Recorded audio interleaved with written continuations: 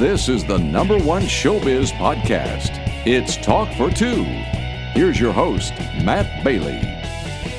Hey, thank you so much, Gary Owen, for our brand new introduction. All right, I want to give a shout out to our season sponsors, Axtel Expressions and the Tangent Bound Network. And I want to do this up front here today, talk a little bit about them. I know a lot of you who listen through iTunes or through what I post on Facebook may not know what the Tangent Bound Network is. I say every week that the Tangent Bound Network is the reason that all 89 now, as of today, episodes are on iTunes and are on our website. But what you don't know is the gentleman who hosts my show hosts a ton of other shows completely for free. Completely for free. It is a network of podcasts and really a family of podcasts headed by this gentleman, Mark. And he runs the flagship podcast of the Tangent Bound Network, the Tangent Bound Podcast. And he's having some guest hosts come in the next couple of weeks. And I'm going to get to do one, guest host the Tangent Bound Podcast.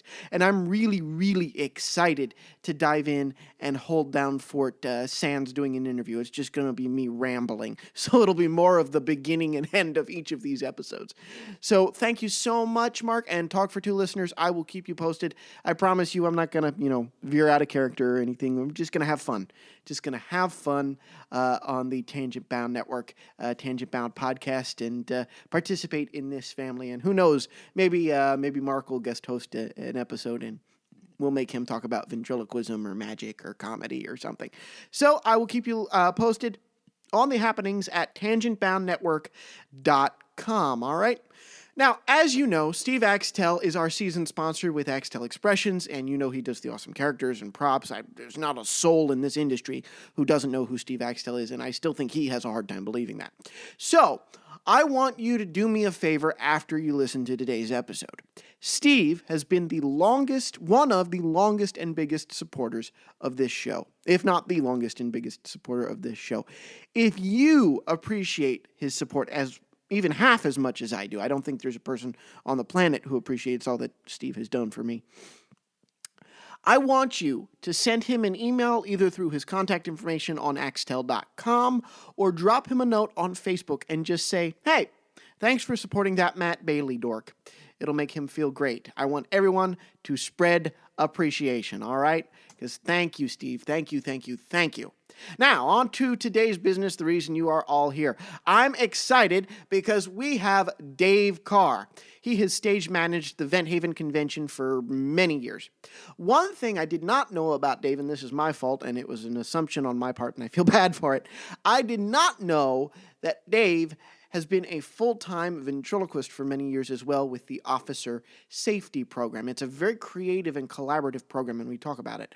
Plus, I have to admit some bias in interviewing Dave because I am actually his trainee for stage management in case his son, Dave Carr Jr., has to move on with his life and can't help out at a future convention. So thanks for the shot.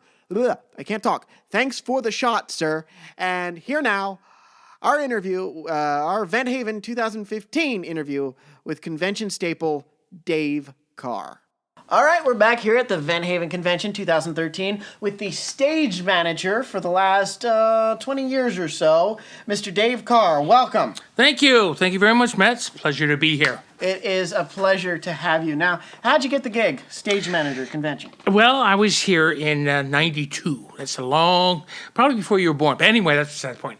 I was here in 92, and I saw, that's the first time I got to see what the convention was all about. And I saw the shows, and they saw this people up there helping out. They were volunteering. And I said, okay, well, that's great. And the MCs were sort of giving them a hard time or, making fun of them when they come off and so forth. And I said, hey, I want to do that. That's great. I want to get on stage too, but I also want to help out. So the next year I volunteered to be a stage manager, or not stage manager, a stage hand, because they didn't have a stage manager at the time.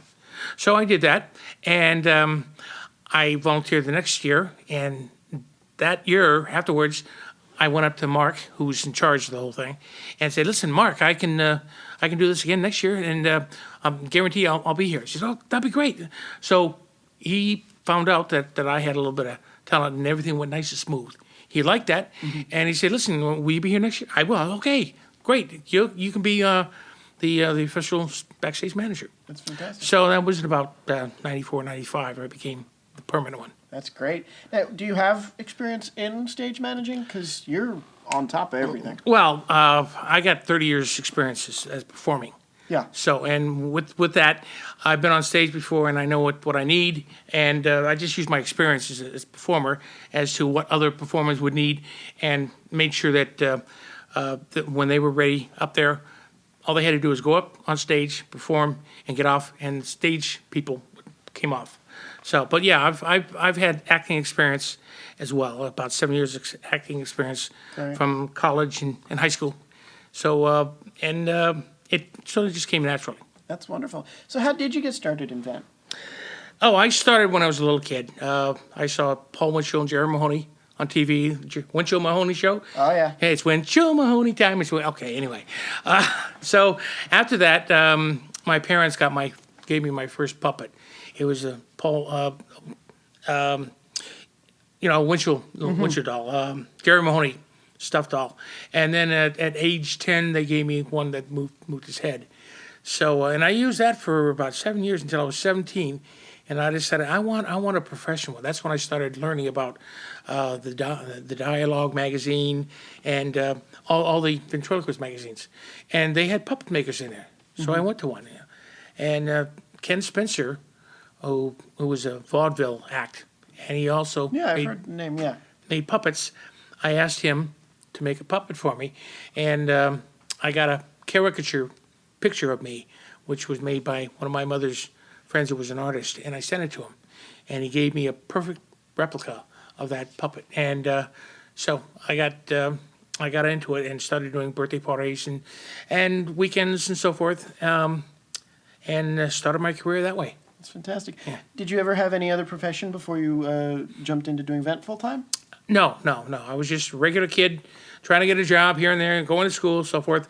I made ventriloquism was my hobby. So, and of course, my mom always thought I was going to write a book. But, that's what mothers do. Yeah.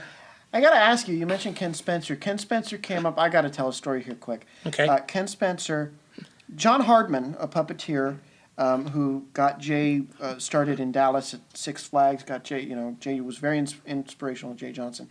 He had a figure that he gave to Jay, that Jay then said, I don't know anything about the history of it, and it needs to be restored, and he gave it to Jeffrey Goltz. Jay gave this was at CAX, and it was a Ken Spencer head. And even Jeff knew it right away. But my question to you is, are Ken Spencer figures rare like that? Because it was rare to have three people in the room and two out of the three be kind of tripped up as to who the designer was. Ken Spencer was a ventriloquist who had when you saw a Ken Spencer puppet, you knew what it was because it was his eyes and his nose that made out. And Ken Spencer made total wood figures, slot jaw figures. So they were good. They were a little heavy, but they were good. And he was able to make a character that you could actually use. It was fun. That's really cool. So now I know where we're headed with this conversation with what you do now, but what were those first shows that you started to make a career out of? The first show, basically, they were birthday parties. Yeah. And then I got involved with a volunteer group. It's you didn't get paid, but there was like a little show group that they went around to institutions and bases and so forth, and did shows. It was a variety show, well, basically, and I was a variety. So I started doing ventriloquism, my act actually on there, along with the other acts, and I did that for about 4 or 5 years until the group split up. Yeah. So, but I've been doing birthday parties and shows like that. And as I got older, I was able to do local bars and local community bars and so forth. And then I got with some talent people who wanted talent in the community there, and they grabbed them. So it didn't pay much. We'll pay you $50. You'll be the middle. Okay, fine. Usually we start with the beginning, beginner, then a middle, and then the headliner. So. Yeah. and I was able to get up to the middle. Yeah, well, it's really interesting. I always and I never knew your story, and I just think it's great. I am surprised, and I guess I shouldn't be because this means that I have little faith. But I am surprised at how many people I thought only did it part time, were professional, but had another career on the side. That actually, no, this is how you make your living. Oh, right. Well, actually, I started making a living being a ventriloquist late at night, late in life, that is. When I was here at the convention, my boss, who's no longer with the company, but my boss, was looking for people to do what we call the Officer Field Safety Program. Yes. And what that was he needed ventriloquists or magicians to do a safety show in schools, talking about safety with magic and puppets, with some sort of safety thing along with the magic, and then talking to the kids about safety with the puppet also. So it was magic and puppets in a very unique way, and the kids loved it, and we would come back once a year to all the schools. I did, last year I did about 307 shows. So, and our company, it's called Creative Safety, and but they make the Officer Field Safety Program, and we make up 3 shows, a drug and alcohol show, which really isn't real popular. I mean, there aren't too many, and the most is the safety show and the fire safety show, and it's a half-hour show, and we give them some magic tricks, and at the end the puppet, and then the puppet and I. We then play a little game with the kids, and the puppet's up there talking and so forth. Now, you mentioned your boss, that you worked for the company. What did you do before they had you perform? What did I? Well, no. He hired me for that. Oh, okay. He hired me for that. See, I was I'm sorry, I was a salesman. Oh, okay.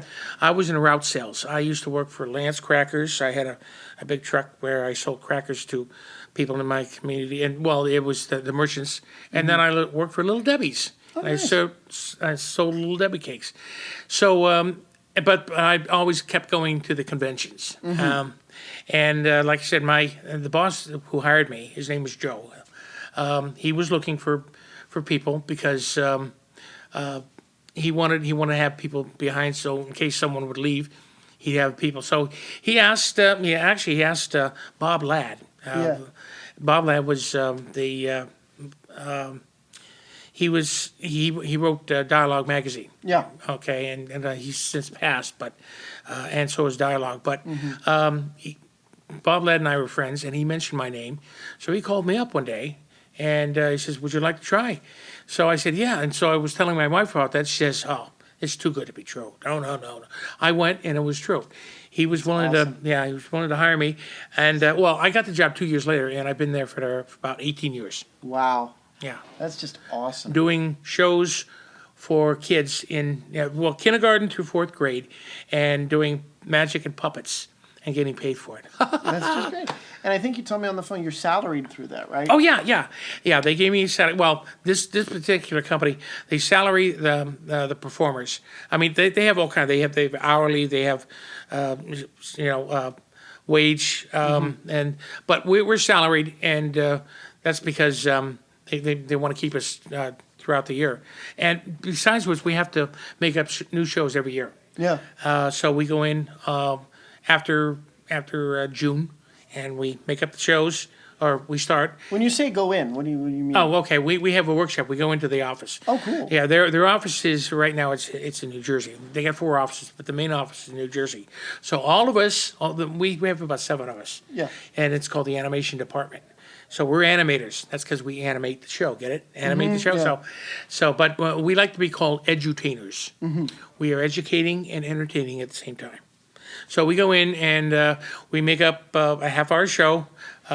Basically, it's the safety show and the fire safety show.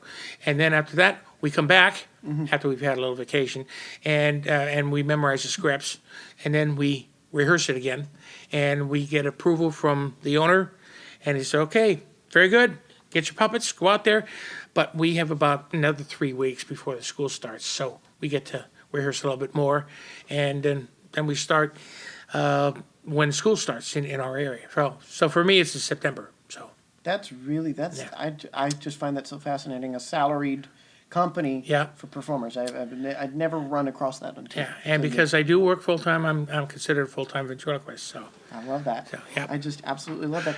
Now, we usually wrap these with some questions about what people are expecting from the convention and what they love about it, but I got to know, as a stage manager, what's your favorite part about being the stage manager here? Helping the kids who want to get on stage and do a professional job, making them look good, helping them out. They don't know what they want sometimes. So I talk to each one of them before they get on. I said, all right, what do you have? What do you need? And they tell us, okay, this is what I want to do. And they tell me, and I make it happen. That's incredible. I just, it's so cool to watch you work every year because you're just in your element up there. Well, when I get up there, also some of the MCs, I know them a lot, and so we do little bits and so forth. Yeah. There was one time I forget one of the MCs. He was a little bald, and we decided he'd come up and we had a little problem, and he would make fun of me, and I'd look at him and I'd take the comb out and go like this, get off the stage, and I'd run off the stage. Hamill. That's it. Bob Hamill. That's right, Bob Hamill. And of course, I do a little mustache thing first because he had that. Then I go like this with my hair, comb my hair right in front of him, and he looked at me, get off the stage, and I'd run off the stage. I love it. It was great. Now today, that bit that you did with Joe, was that planned? Or? No, that was ad-libbed. See, what happened was we needed a stand. We had a stand, but I forgot to tell him, and I forgot to secure the second part of the stand. It was slowly but surely going down. So when he got on, he had his puppet on there, and it was a little too heavy, and the stand was not quite tight enough. Yeah. So when it started going in, and I heard him, I said, oh boy, I might as well get out there. So I got out there and lifted it up, and that's when he started saying about, the racial thing, and I just had to live with it. When he said that, I looked at the audience and said, what? Yeah. Bright-eyed, and looked at him, and pointed my finger at him, and we started going and so forth. And once I tied it, I said, is that enough for you, sir? Yeah, see that? He respects me, Yeah. And so then I left. Yeah, just a little humor right there to help out, and people love it. Yeah. Now the question I like to end with, and I think you have a front row seat to this because, like you talked about, making the young guys look good.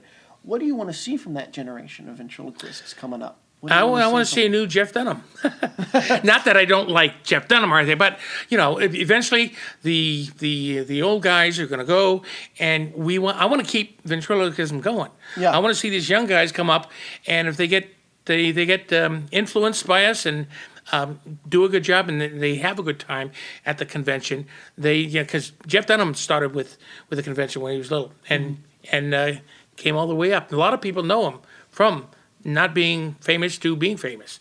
So I want to see some of these guys become Jeff Dunham and Jay Johnson. Oh yeah. So and Paul Winchell's and so forth. So and there are a lot of them out there. So let's give them a chance. That's incredible. Well, Dave, I'm excited. I know that we will be working a little bit together this week. I'm excited for that. You are a true gentleman, very talented, and I thank you so much for your time. Well, thank you, Matt. Appreciate it. All right.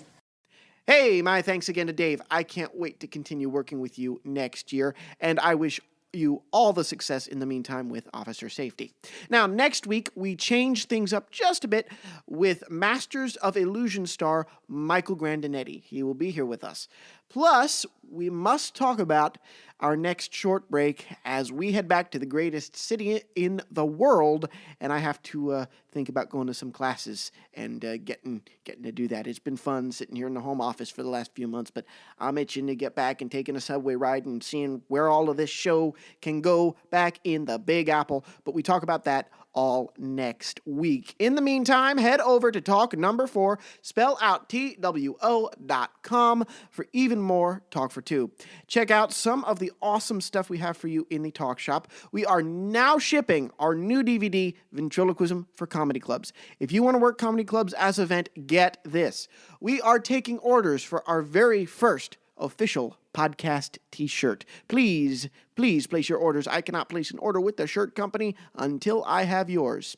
Once again, a thank you to our season sponsors, the Tangent Bound Network, and to our entertainment sponsor, Axtel Expressions. Now, we talked about both of them at the top, and I hope you'll go check out their sites, axtel.com and tangentboundnetwork.com.